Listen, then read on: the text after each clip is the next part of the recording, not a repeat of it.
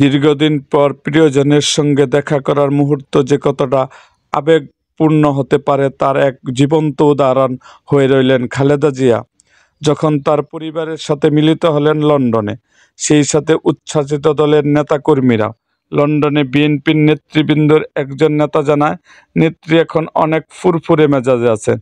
তার নাতনি ব্যারিস্টার জাইমা রহমান রাতভর তার সঙ্গে সময় কাটিয়েছেন।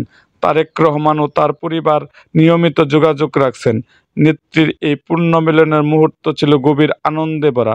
এমনকি বিমানবন্দরে প্রথম দেখা হওয়ার পরই তিনি আনন্দে উচ্ছ্বাস প্রকাশ করেন। মা ও ছেলের মধ্যে যে ভালোবাসা থাকে এবং সন্তানের প্রতি মায়ের স্নেহ ও সান্নিধ্যতা ভাষায় প্রকাশ করা সম্ভব নয়। এই মধুর মুহূর্তটি যেন সব প্রবাসী বাংলাদেশি ও গণতন্ত্রকামী মানুষের কাছে এক অনুপ্রেরণা। বাংলাদেশের মানুষ এখন অধীর আগ্রহ অপেক্ষা করছে নেত্রী ও তার পরিবারের দেশে ফেরার।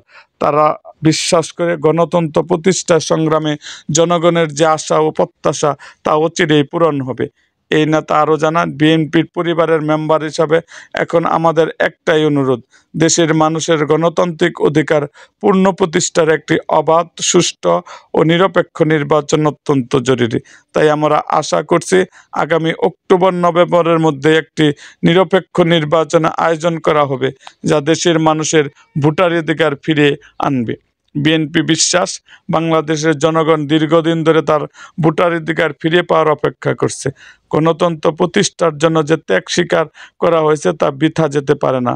প্রায় ৩,০০০ প্রাণের আত্মত্যাগ, কোমলমতি ছাত্রছাত্রীদের আন্দোলন এবং দেশের মানুষের স্বপ্নের বাংলাদেশ গড়ে তোলার জন্য বিএনপি অঙ্গীকারাবদ্ধ।